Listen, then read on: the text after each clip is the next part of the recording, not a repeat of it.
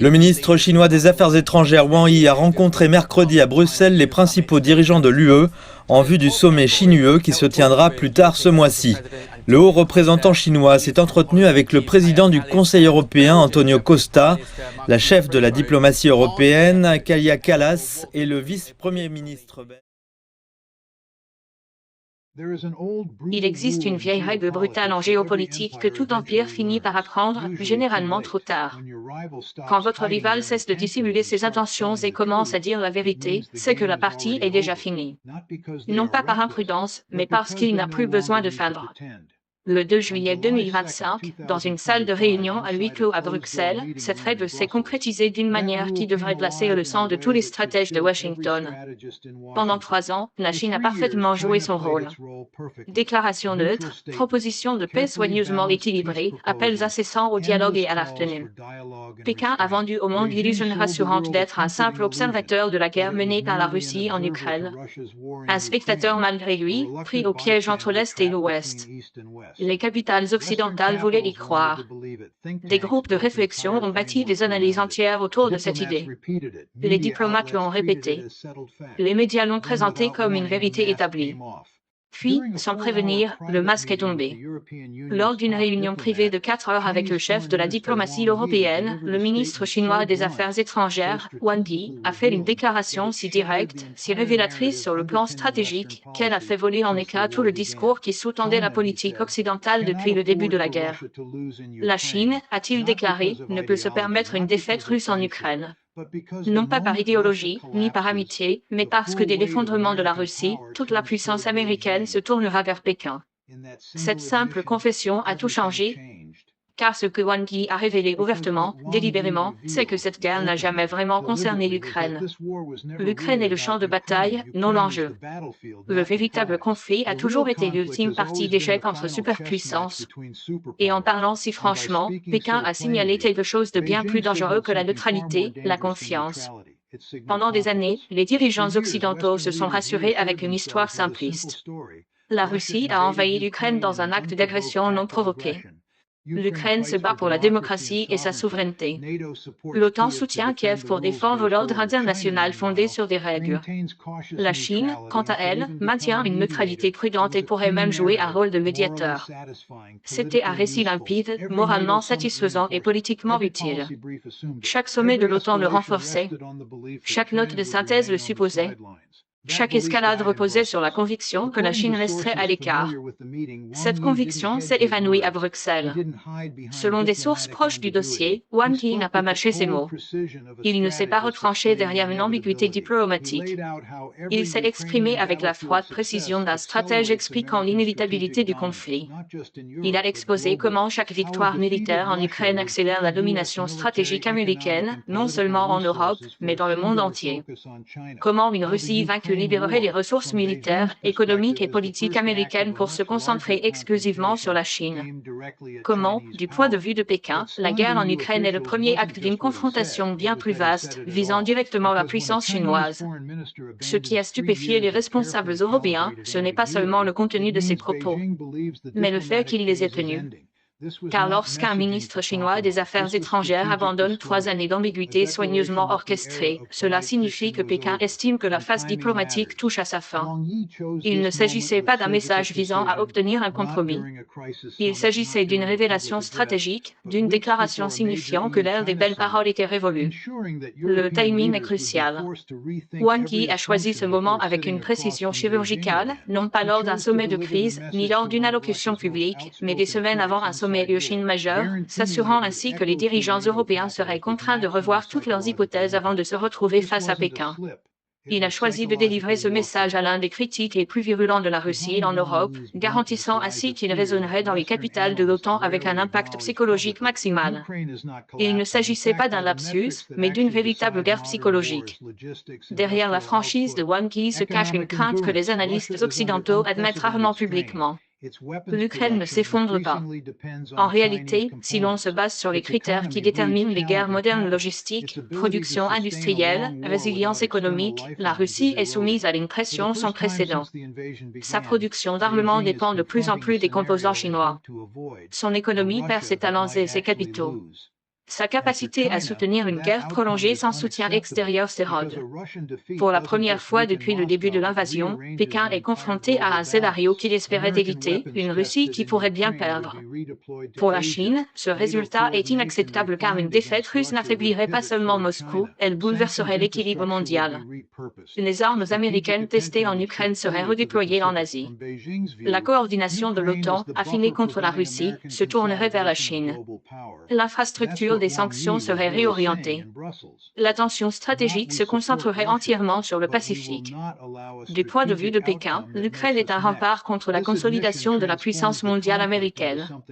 C'est ce que Wang Yi disait en réalité à Bruxelles, non pas que nous soutenions la Russie, mais que nous n'accepterions pas un résultat stratégique qui nous désigne comme prochaine cible.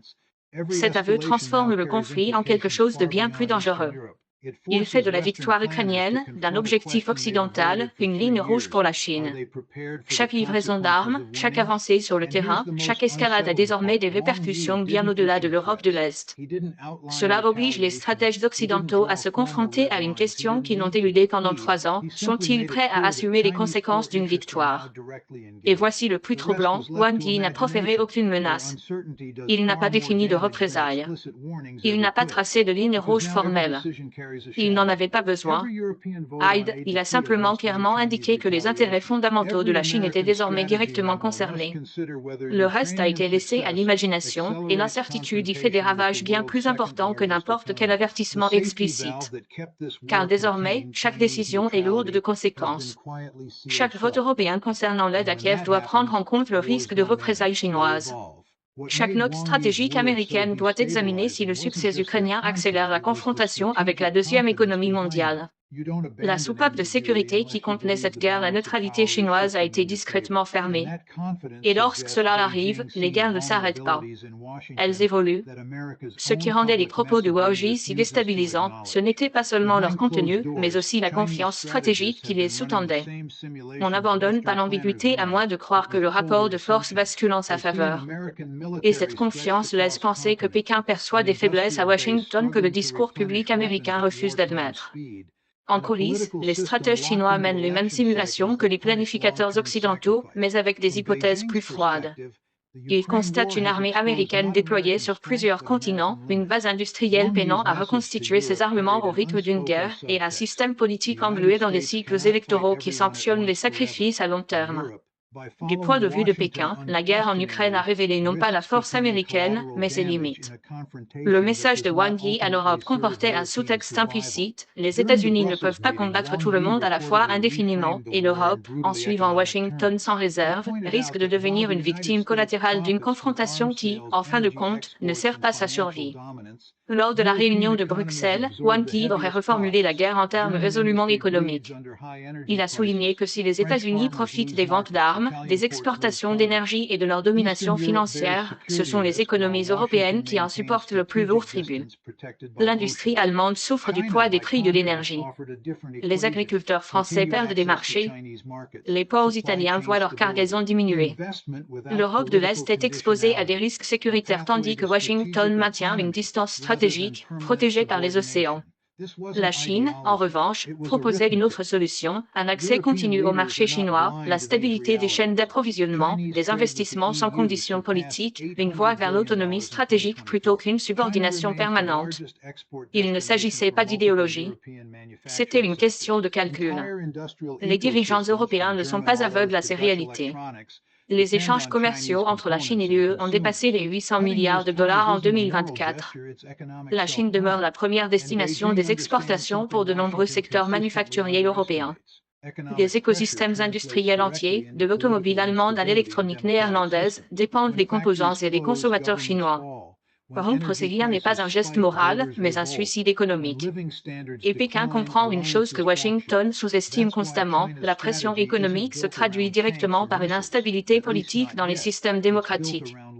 Quand des usines ferment, les gouvernements tombent. Quand les prix de l'énergie flambent, les électeurs se révoltent. Quand le niveau de vie baisse, les alliances se brisent. C'est pourquoi la stratégie chinoise ne repose pas sur les chars ou les missiles, du moins pas encore. Elle repose sur l'effet de levier. Tandis que les États-Unis demandent à l'Europe de souffrir pour des objectifs stratégiques abstraits, la Chine offre un soulagement par des avantages concrets. Là où Washington exige la loyauté, Pékin offre de la flexibilité. Là où l'OTAN exige des sacrifices, la Chine offre des marchés, des capitaux et du temps. C'est ainsi que se créent les divisions, non par des ultimatums, mais par des alternatives. La vue sans détour de Wang Yi a transformé ce point de friction en levier. En déclarant ouvertement que la Chine ne peut se permettre une défaite russe, Pékin a contraint l'Europe à envisager une possibilité terrifiante. Une victoire ukrainienne ne mettrait peut-être pas fin à la guerre, mais l'étendrait. L'effondrement de la Russie n'apporterait pas la paix. Il déclencherait une intervention chinoise sous des formes bien plus difficiles à contrer que le franchissement de frontières par des chars. Cette intervention ne serait pas nécessairement militaire. Il pourrait s'agir d'aides financières vitales stabilisant Moscou indéfiniment, de transferts industriels contournant les sanctions, de cyberopérations perturbant discrètement la logistique occidentale, de pressions diplomatiques isolant Washington tout en présentant Pékin comme le stabilisateur responsable. Et comme Wang Yi n'a pas précisé comment la Chine agirait, les stratèges occidentaux doivent désormais envisager toutes les options. L'incertitude est l'arme. Le génie de cette stratégie réside dans son renversement de la logique occidentale. Pendant des années, l'OTAN a fonctionné selon le principe que l'escalade favorisait la coalition la plus forte. La Chine a renversé ce principe. L'escalade accroît désormais les risques pour l'Occident car elle le force à affronter une puissance qui a délibérément préservé sa profondeur stratégique. Pékin a passé des années à observer le déroulement de la guerre, tirant des leçons de chaque bataille, la guerre des drones, la vulnérabilité logistique, la résistance aux sanctions et la rapidité avec laquelle les arsenaux occidentaux s'épuisent en cas de conflit prolongé. Tandis que la Russie subissait les conséquences de ses actes, la Chine apprenait et Pékin applique désormais ses leçons à son propre calendrier. Le Pacifique plane sur tous les calculs. Taïwan n'est jamais mentionné publiquement lors de ces réunions, mais la question domine toutes les discussions privées. Du point de vue de Pékin, l'Ukraine est un terrain fertile. Une démonstration de la volonté américaine de se sacrifier pour ses alliés, un test de sa résistance industrielle, un aperçu du coût réel d'une confrontation prolongée. Une défaite russe permettrait aux États-Unis de se tourner pleinement vers l'Asie. C'est un scénario que la Chine ne peut se permettre. Wang Yi a donc estimé que la subtilité n'était plus de mise. Il ne cherchait pas à persuader l'Europe par l'émotion, mais à la contraindre à un choix stratégique, rester aligné sur Washington et risquer d'être entraîné dans une confrontation entre superpuissances qui dévasterait les économies européennes, ou se réorienter discrètement et pragmatiquement vers une ambiguïté stratégique garantissant sa survie économique. C'est pourquoi la déclaration de Bruxelles a une portée qui dépasse largement le cadre diplomatique. Elle marque la fin de la position confortable qu'occupait l'Europe depuis le début du conflit. Il n'existe plus de position sûre permettant de soutenir indéfiniment l'Ukraine en supposant la neutralité de la Chine. Cette hypothèse est caduque. Et en géopolitique, une fois les hypothèses caduques, la réalité s'accélère. Le véritable danger révélé à Bruxelles n'est pas seulement l'escalade, mais l'enlisement. La déclaration de Wang Yi a mis en lumière comment la guerre en Ukraine s'est discrètement transformée d'un conflit régional en un piège structurel conçu autour des décisions américaines. Quelle que soit la direction prise par Washington, les coûts s'accumulent et les issues disparaissent. Du point de vue de Pékin, il s'agit d'une configuration stratégique idéale. Si les États-Unis insistent davantage pour une victoire ukrainienne, la Chine renforce son engagement auprès de la Russie, s'assurant ainsi que Moscou ne s'effondre jamais tout en épuisant indéfiniment les ressources occidentales. Si Washington se retire, la crédibilité des garanties de sécurité américaines s'effondre à l'échelle mondiale, enhardissant les adversaires de tir à Pyongyang. Et si le conflit s'éternise sans résolution, la situation est encore plus favorable à Pékin. Une lente hémorragie de capitaux, d'attention et de capacités industrielles américaines se produit tandis que la Chine consolide son pouvoir ailleurs. C'est pourquoi l'aveu de Wang Yi n'était pas imprudent, mais calculé. La Chine n'improvise pas, elle gère les conséquences. Ce que les analyses occidentales omettent systématiquement, c'est que la Chine n'a pas besoin de la Russie pour gagner. Elle a seulement besoin que la Russie ne perde pas. Un conflit gelé sert parfaitement les intérêts de Pékin. Une Russie affaiblie, mais intacte, reste dépendante du commerce, de la technologie et des circuits financiers chinois. Moscou devient un tampon stratégique et un partenaire mineur, absorbant la pression qui, autrement, s'exercerait directement sur la Chine. Ce partenariat asymétrique confère à Pékin un levier sans précédent, tant sur le champ de bataille que sur la table des négociations, sans qu'un seul coup de feu ne soit tiré. Pendant ce temps, les stratèges américains sont confrontés à un scénario cauchemardesque que leur discours public refuse d'affronter. L'industrie de défense américaine n'est pas structurée pour des conflits simultanés de haute intensité en Europe et en Asie. Les stocks de munitions sont déjà sous tension. Les délais de remplacement se chiffrent en années et non en mois. La capacité de construction navale américaine, bien que massive sur le papier, est inférieure aux besoins stratégiques et au budget de défense, car elle est absorbée par la maintenance, le personnel et les systèmes existants, difficilement adaptables à des guerres prolongées. Pékin le sait pour l'avoir étudié de manière obsessionnelle. Les analystes chinois suivent avec une précision chirurgicale les cadences de production américaines, les retards de financement du Congrès, les dépendances des chaînes d'approvisionnement et les blocages politiques. Ils comprennent que la puissance américaine repose sur la dynamique, non sur l'endurance. Un conflit prolongé érode cette dynamique, surtout dans un contexte politique polarisé où le soutien populaire est fragile et facilement rompu. C'est pourquoi Wang Yi a présenté le succès ukrainien comme une menace existentielle plutôt que comme une question morale. Du point de vue chinois, une victoire occidentale décisive en Ukraine légitimerait la guerre de coalition menée par les États-Unis, renforcerait l'expansion de l'OTAN et libérerait les États-Unis de leur marge de manœuvre stratégique pour se concentrer entièrement sur le Pacifique. C'est le seul scénario que Pékin ne peut tolérer. La guerre doit donc continuer, mais selon les conditions que Pékin peut façonner. Le génie de cette approche réside dans sa capacité à instrumentaliser le succès occidental lui-même. Chaque avancée ukrainienne accroît la pression en faveur d'une escalade. Chaque escalade renforce l'engagement chinois. Chaque implication accrue de la Chine augmente le risque d'une intervention occidentale continue.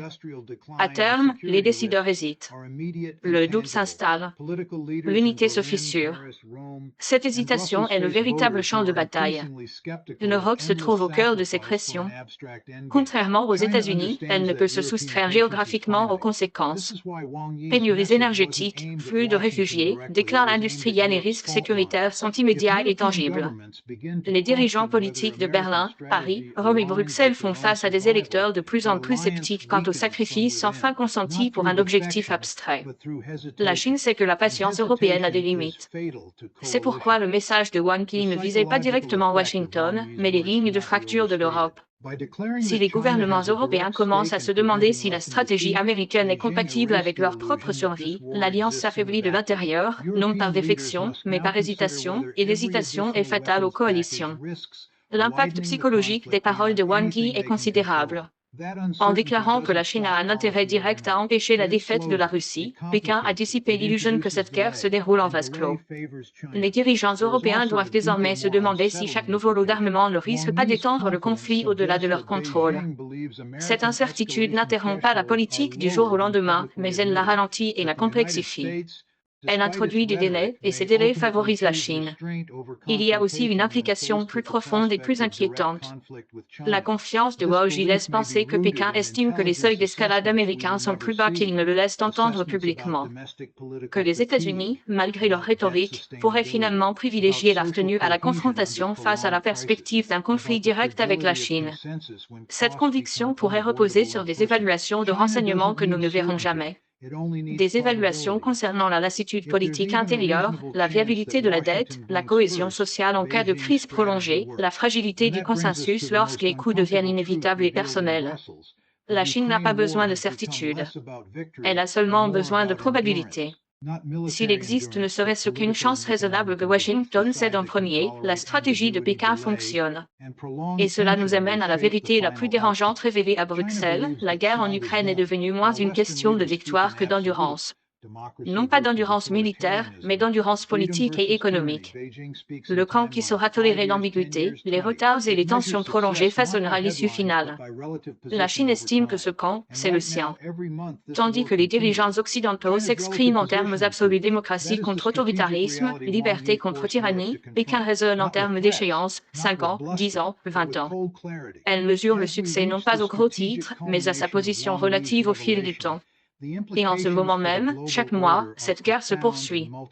La position relative de la Chine s'améliore. C'est la réalité stratégique à laquelle Wang Yi a contraint l'Europe à faire face, non par des menaces, non par des fanfaronnades, mais avec une lucidité implacable. Alors que nous atteignons le point culminant stratégique de la révélation de Wang Yi, les implications pour l'ordre mondial sont profondes et multiples. Son aveu à Bruxelles n'était ni un lapsus passager ni une erreur de jugement diplomatique. C'était une déclaration calculée qui redéfinit la manière dont les superpuissances, les alliances et les acteurs régionaux doivent envisager les conflits, les leviers d'influence et la survie. Le champ de bataille ukrainien n'est plus seulement une lutte pour le contrôle territorial. C'est désormais l'échiquier sur lequel se joue le futur équilibre des puissances mondiales. Chaque membre de l'OTAN, chaque parlementaire européen, chaque think tank de Washington est contraint de reconsidérer les fondements qui ont guidé la politique occidentale pendant des années. L'idée même qu'une victoire ukrainienne soit intrinsèquement liée à un avantage stratégique américain est désormais remise en question, car, comme l'a souligné Wojcik, chaque succès ukrainien intensifie directement l'engagement de la Chine et redéfinit le risque d'une confrontation entre superpuissances. Paradoxalement, une victoire à Kiev pourrait accentuer l'instabilité mondiale, tandis que la stagnation servirait les objectifs à long terme de Pékin. Les conséquences s'étendent bien au-delà de l'Europe. En Asie, les stratèges chinois suivent avec une grande attention chaque livraison d'armes et chaque manœuvre logistique de l'OTAN. Taïwan, les opérations en mer de Chine méridionale et le déploiement militaire dans le Pacifique sont désormais intimement liés à l'issue du conflit ukrainien, d'une manière que les analyses occidentales précédentes n'avaient jamais prise en compte. Chaque décision prise sur le champ de bataille européen a des répercussions à des milliers de kilomètres à l'est, modifiant l'évaluation des risques et les priorités d'investissement de Pékin.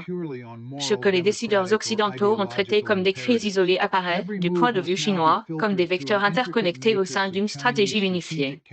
Cette situation contraint de plus en plus la prise de décision américaine. Washington ne peut plus agir uniquement selon des impératifs moraux, démocratiques ou idéologiques. Chaque décision doit désormais être filtrée par un réseau complexe de calculs stratégiques chinois, de dépendance à la Russie et de tolérance politique européenne. Chaque livraison d'armes, chaque durcissement des sanctions, chaque déclaration publique est simultanément une manœuvre de politique intérieure, un signal diplomatique européen et une communication stratégique à Pékin. La marge d'erreur est infime. La franchise de Wojcik marque également une nouvelle étape dans la posture stratégique chinoise. Pendant 3 ans, Pékin s'est appuyé sur l'ambiguïté, la subtilité et la diplomatie pour atteindre ses objectifs sans confrontation ouverte. À présent, après avoir publiquement énoncé sa ligne rouge, la Chine est passée de l'ambiguïté stratégique à ce que les analystes appellent la diplomatie de dissuasion active. Il s'agit d'un mode de fonctionnement où actions et déclarations sont synchronisées pour influencer la perception des adversaires, limiter leurs choix et susciter des réactions prévisibles sans tirer un seul coup de feu. C'est un modèle de stratégie psychologique et systémique. Le défi américain est colossal. Historiquement, la force de Washington a reposé sur sa capacité à agir avec détermination, à faire respecter les normes et à mobiliser rapidement des coalitions.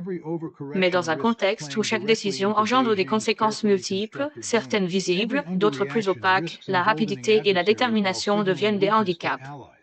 Toute réaction excessive risque de servir les intérêts savamment orchestrés par Pékin. Toute réaction insuffisante risque d'encourager les adversaires tout en signalant une faiblesse aux alliés. Il n'existe pas de solution idéale, seulement des options de plus en plus coûteuses. Parallèlement, la dimension européenne est incontournable. La dépendance énergétique, la survie industrielle et la stabilité politique pèsent lourdement sur tous les dirigeants occidentaux. La guerre en Ukraine est devenue un fardeau économique. Les prix de l'énergie, la production industrielle et l'opinion publique sont en équilibre précaire. L'intervention de Wang Yi exploite stratégiquement ces vulnérabilités. En indiquant clairement que la Chine agira pour préserver la stabilité russe, il contraint de fait l'Europe à choisir entre la poursuite des sacrifices pour Washington et un compromis pragmatique avec Pékin. Ce choix fragilise la cohésion de l'OTAN, complexifie les engagements de l'Alliance et instaure une tension stratégique subtile et persistante qui façonnera la politique européenne pour les années à venir. Sur le plan financier, les conséquences sont considérables. Les économies européennes dépendantes du commerce chinois ou de l'énergie russe se trouvent confrontées à un exercice exercice d'équilibriste délicat. Les marchés sont extrêmement sensibles au développement militaire et aux bouleversements diplomatiques. Les flux d'investissement, les chaînes d'approvisionnement et les cycles de production industrielle sont tous influencés par le nouveau calcul stratégique révélé par Wang Yi. L'incertitude et les primes de risque augmentent. Les économies ralentissent. Les pressions politiques s'intensifient. Pourtant, pour Pékin, c'est précisément le résultat escompté, un environnement où les adversaires sont contraints à des compromis qui renforcent la position relative de la Chine. La leçon à tirer pour les décideurs politiques du monde entier est claire, les guerres ne sont plus purement cinétiques. Les dimensions économiques, organisationnelles et psychologiques façonnant désormais l'issue des conflits autant que les combats physiques. Les aveux de Wang Yi cristallisent un paradigme où la patience, la clairvoyance stratégique et le sens du timing sont déterminants. Pour la première fois, le monde voit une superpuissance prête à utiliser non seulement la force, mais aussi une influence systémique et durable pour atteindre ses objectifs. L'Ukraine n'est que le théâtre d'opération, mais l'enjeu est mondial. Du point de vue de Washington, les enjeux n'ont jamais été aussi importants. Le champ de bataille ukrainien est désormais directement lié à la capacité stratégique américaine dans le Pacifique. Taïwan, les opérations en mer de Chine méridionale, les engagements de défense en Asie de l'Est et la concurrence économique sont tous intimement liés à l'issue du conflit en Europe de l'Est. Un faux pas sur un théâtre d'opération peut avoir des répercussions en cascade sur plusieurs continents. Cette interdépendance systémique transforme chaque décision en un calcul stratégique d'une complexité sans précédent. Alors que l'attention mondiale se concentre sur l'évolution immédiate de la situation sur le terrain, la vérité sous-jacente révélée à Bruxelles demeure. Pékin a conçu un piège où s'entrechoquent les impératifs moraux américains, la cohésion de l'alliance et les priorités stratégiques. L'issue est prédéterminée afin de renforcer l'avantage chinois à long terme, indépendamment des résultats tactiques en Ukraine. C'est la naissance même des révélations de Wang Yi, une patience stratégique, un timing précis et une manipulation systémique qui transforment un conflit régional en un instrument de pression mondiale. Les implications pour l'OTAN et les États-Unis sont préoccupantes. Les modèles traditionnels de dissuasion, de renforcement de l'alliance et d'escalade unilatérale sont inadaptés. De nouveaux cadres d'évaluation du comportement de l'adversaire, de sa résilience et des conséquences stratégiques à long terme sont nécessaires de toute urgence. Washington doit désormais prendre en compte non seulement ses objectifs militaires et économiques, mais aussi l'impact de chaque action sur la perception, les contraintes et les réactions de ses adversaires. Chaque décision a désormais un effet multiplicateur géopolitique, amplifié par le temps et l'interdépendance. Enfin, les aveux de Wang Yi rappellent brutalement les limites des hypothèses occidentales. Pendant des années, analystes, décideurs politiques et médias ont considéré la neutralité chinoise comme une variable passive. En réalité, il s'agissait d'une stratégie active et calculée, conçue pour tirer le meilleur parti de chaque action occidentale. Et ce n'est que maintenant qu'elle est ouvertement reconnue. Il ne s'agit pas de diplomatie, mais d'une stratégie perfectionnée au fil des ans, orchestrée pour aligner les conflits régionaux sur les objectifs globaux et exécutée avec une précision remarquable.